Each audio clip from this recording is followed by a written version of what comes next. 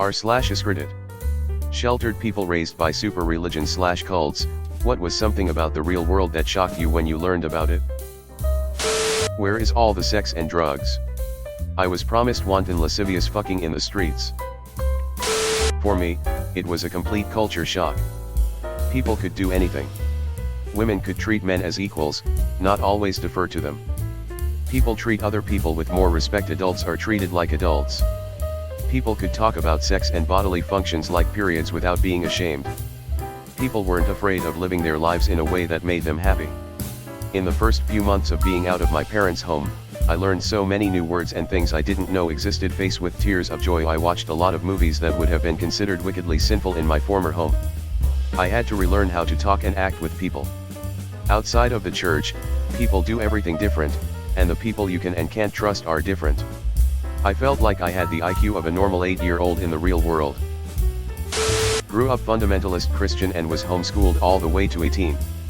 College was a huge shock. I, now 27F, didn't know what a penis was until I was 19 and took an anatomy class that year. I had no idea how to handle any social situations at all. I got a lot of attention from both guys and girls just being normal and wanting to make friends. But I ended up dropping out because I couldn't handle how overwhelming the attention was. Also during that time I got my first job where I met my first boyfriend. He took me to his friend's house, and when his friend's mom walked in, for some reason she said shit. It was the first time I'd ever heard an adult cuss, and it threw me off so bad I hid in the bathroom until I could calm down. The complete and total lack of privacy in the church vs actually having privacy. Besides being roomed with all my siblings and cousin. Daily body inspections, spankings, potty time. Also being treated like a toddler pretty much 24/7. God forbid we did something without permission. We didn't address adults as sir or ma'am, calling our parents mommy and daddy into our teenage years, having a bedtime, knowing how to do chores but not really knowing why. Getting to the real world. I knew how to wash clothes. I didn't know why I was washing clothes. I knew how to wash dishes, I didn't know why I was. If I wasn't told to do something I would just stand there hopeless. As a Jehovah's Witness, you're told your whole life that the outside world is always out to get us because we have the truth, and people don't like that because they want to live in sin. When I actually interacted with people outside the cult, I realized that most average people didn't even really think about Jehovah's Witnesses, much less have it out for them. I'm still waiting for someone to offer me free drugs, cigarettes, or sex. According to my highly religious Jehovah's Witness upbringing, these things were everywhere, and every single person not in the truth was partaking in one of these three things at all times. And is not. Oh, I'm waiting. Cristo Vienna, I wish he would. You've been left behind, yep. To suffer like the rest of us. Grew up in a rapture-centric evangelical household. Parts of it were loads of fun, some just straight up trauma porn. Y2K was a hoot in my house. We definitely believed it could all end, given all of the televangelists hopping on the doom train. The part that shocked me the most, or affected me the most, is that you don't realize until you are older that you really did believe the world would end, well, soonish. The idea of getting old, worrying about retirement, whether my aspirations would materialize, most of those things seemed more far-fetched than the apocalypse did. Didn't realize that Christianity wasn't the default for adults. Didn't realize it's not normal to treat your family like garbage while being a super nice charismatic human to everyone else, more of a narcissistic thing. But since I was so sheltered and they were so strict and obsessed with being in control, I had no idea. Didn't know that not everyone has an ulterior motive when speaking to you. Was raised with the girls inside doing women chores and the boys outside helping with man chores. Grew up and realized some men actually cook and clean as well. What a shocker. That I could meet atheists who are good people, with a better moral compass than most religious people. Rebuilding my system of ethics after culty religion was mind-blowing. I'm still amazed that there are so many people who genuinely nice and want to help others. I was constantly told that when I left, people in the world would take advantage of me. But I've met more genuinely nice people in the world than in the Jehovah's Witness church. People living in sin, aka normal people, are living fulfilled and happy lives. I was raised to think their life was a horror movie with everything constantly falling apart around them. Highly Mormon extended family I stayed with regularly. And not just Mormon, I mean living on a hill, out in the desert, isolated from other humans and having multiple wives who were forced to stay in the kitchen. Mormons. Think the weirdest thing to me was realizing most religious folk had lives outside of religion. Though all religions dictated your outfits, diet, schedules, and even vocabulary. Their cult wrapped God into everything they did, so I thought that was the religious default. The thought a Christian could drink a Dr. Pepper without considering if God condoned that, seemed strange. Going to hell is one of the smaller things to worry about as an adult. The fact that you can be abused and not know it because you think it's normal. That people can be good without being religious. Had a friend in a cult. She couldn't believe that I believed dinosaurs existed. How taboo alcohol was. I grew up in a highly religious organization where if you ate at a restaurant and someone in your proximity had a beer, you would have to stand up in front of the congregation and ask their forgiveness for the appearance of evil. LOL, I drink all the time, but I don't tell my fanatic part of the family because they would die. Not raised religious, but raised by an incredibly sheltering parent. Turns out I /won't/be raped, mugged, and murdered for simply existing in a city setting without a male escort. A complete lack of privacy isn't normal. I was raised Mormon and was homeschooled most of my life. My parents installed camera inside the house to watch me all times of day, hid trackers on my car and lied about them, and took away my phone and went through it every night until I finally moved out. Not to mention our doors didn't have actual locks, so they would break into my room at any time for any reason. They even asked me about extremely intimate details of my sex life after I came out as gay and they realized I was sexually active. Around the time I started college I realized this behavior isn't normal, and moved out a couple years later. They still don't see anything wrong with it, and have the cameras up to this day while my sister still lives there. Edit, typo. When I found out Joseph Smith, prophet, martyr, and founder of Mormonism, married over a dozen women behind his wife's back. Grew up being taught Joseph Smith was just a 14-year-old farm boy who saw God and was commanded to restore the one true church to the earth. He married multiple women only with his wife's consent, and after an angel with a flaming sword commanded him to. He was killed by a mob after being framed unjustly for crimes. Finding out the fucker tried to assassinate a governor, burned printing presses to stop negative news coverage, and married 14-year-olds was a real trip. Grew up Mormon, so maybe you're looking for something more extreme, but the narrative is so different to reality and was the foundation of all truth for me and most members. I hope it qualifies. That people outside our in-group weren't evil. I grew up in a fundamentalist Christian church where I constantly heard that others were satanic, malicious, contrary to God's plan. Even other Christians from different denominations were said to be on the wrong path. Once I left the church, I thought hordes of godless monsters were supposed to attack and persecute me with their anti-Christian, LGBT, communist, Marxist, atheist, Democrat, cannibal agenda. You mean to tell me they're just other people? Wandering around, living their lives? Enemies exist, but not nearly as many as the church warned me about. This one hits home for me. Blindly following authority because authority is ordained by God. If my teacher, boss, police officer, anyone of authority tells me to do something, then do it.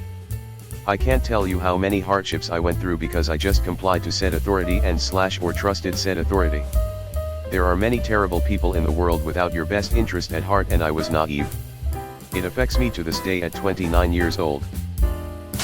That people outside generally aren't assholes. In fact, compared to evangelicals, they are downright nice.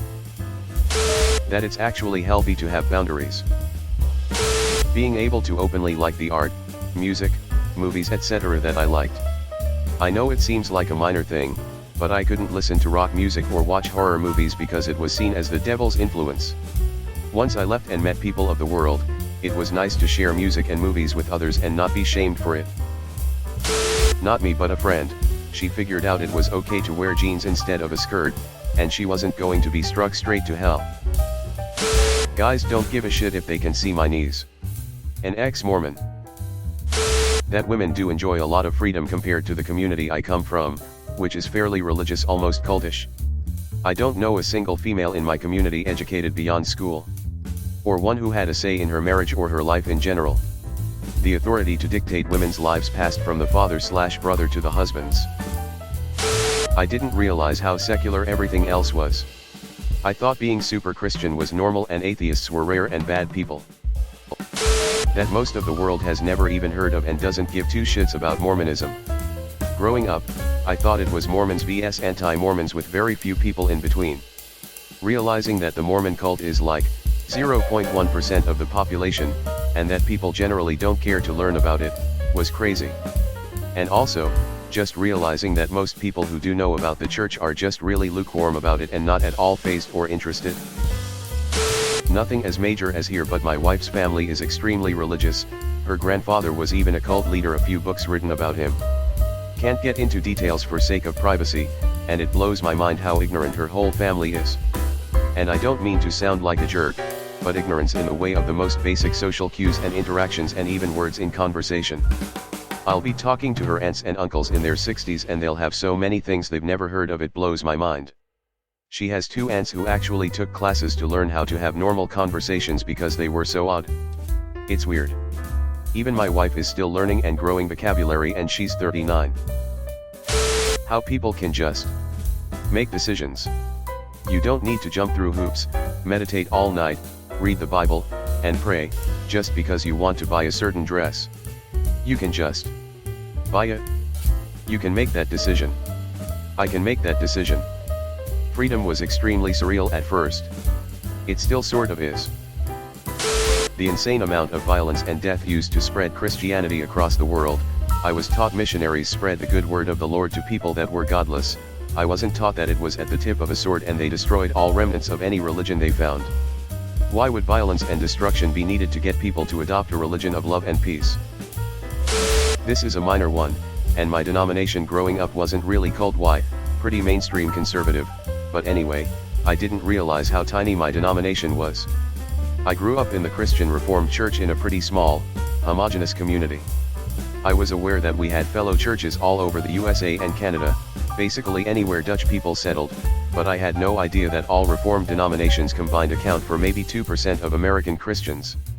I also didn't realize that most denominations don't push Christian education like the CRC does. Obviously many Catholics are pretty invested in their schools, but generally mainline Protestants aren't so worried about it. That actually used to be a significant point of contention between the CRC and the Reformed Church in America, and yes, there are like a dozen XYZ Reformed churches, lol. I can give you some insight on the opposite. Many years ago, I worked in a warehouse with a guy who had gotten married right out of high school, and subsequently joined a church in which every member was related to his wife, except him. It was basically a group of inbred weirdos who followed the insane orders of their crusty grandpa. My co-worker was in his mid-30s, this was in the 1990s, when I knew him, so he'd been in the cult for well over a decade by then. He wasn't allowed to own or watch TV, or any movies. He couldn't listen to any secular music. He had a telephone, but he could only accept incoming calls, and wasn't allowed to call anyone. When he was sick, his wife would come in and report it in person. His home was a single wide trailer in a trailer park largely populated by others of his sect. His living room was bare except for a sofa and an upright piano. He often talked about how he'd play piano all evening, as it was his only form of entertainment. None of our other co-workers liked to do deliveries with him because, frankly, he was a weirdo, and more importantly, he wouldn't allow the truck's radio to be played, nor would he tolerate smoking. I didn't smoke, and could entertain myself, so I was his de facto partner. On those rides, he'd often ask me weird, random questions, like is the Smurf still on, or what's Night Ranger doing these days? Keep in mind this was the mid-1990s, so the answers were no and who the fuck is Night Ranger, respectively. He'd also ask me things like, do a bunch of black guys still play basketball? I don't really know what that meant. Sometimes, when we'd go to places like Best Buy, where there was a wall of TVs, he'd get almost mesmerized, and I'd have to keep a close eye on him or he'd be lost for an hour. Around the warehouse, he'd often stop co-workers from describing the movie or show that they'd seen over the weekend, as he wasn't allowed to know about that stuff. One time a co-worker found his phone number, called his house, then held their phone up to the TV, and flipped through the channels. He freaked out, and reported it to management. Fortunately, it was the 90s, so he was told to shut up and to get back to work. Ours was a meager living, and as such, it was not uncommon for my colleagues and I to face financial trouble. It was such an occurrence that led to his piano being repossessed. This caused him to have a near mental breakdown. My mother was a music teacher and church pianist, so she always knew somebody who was trying to get rid of an old piano. I offered to help him find one, and to help move it to his trailer.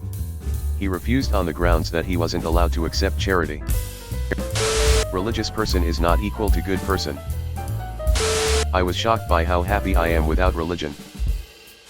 That people don't come into churches and individually asking if you believe in God and shooting you, a child, if you said yes, and that it's completely insane and inhumane to tell children to willingly get themselves killed to please someone they were raised and often manipulated into believing in, cause if they don't it's denying God, and when you die for a different non-insanely fucked up situation you'll be sent to hell. Also the whole concept of telling kids they're gonna suffer eternally if they don't dedicate their whole life, money, and being to someone/something that most children don't understand to a level that spiritually fulfills them. I nearly fell over when I heard the Catholic priest who was the pastor at my grade school left the priesthood, shacked up with the former church secretary and became a used car salesman. That I could live my own, free life.